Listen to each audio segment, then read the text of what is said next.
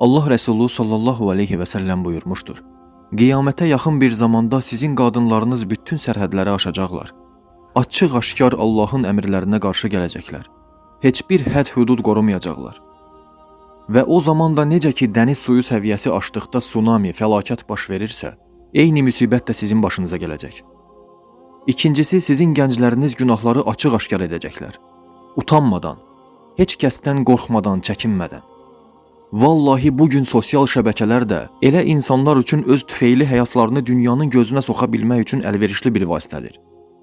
Və üçüncüsü, siz hamınız, ümmət olaraq din üçün ən xırda səy göstərməkdən uzaqlaşacaqsınız. Yəni iş üçün, mal üçün, təhsil üçün ömrünüzü xərcləyəcəksiniz. Lakin mövzu dinə gələndə cürbəcür şeyxlərdən fətvalar axtaracaqsınız. Deyəcəksiniz, bu çox ağır olmadımı? Bu çox çətin deyilmi? Hər kəsin də öz vəziyyətinə bəraət qazandıran fətvalar verən şeyxləri olacaq. Və əgər kimsə də Allah üçün nə isə versə və ya etsə, hər kəs ona şuursuz kimi baxacaq. Vay yazıq onun ailə uşağının boğazından kəsib Allah üçün xərcləyir. Məyər Allahın buna ehtiyacı mı var? Yazığın ağlı uçub.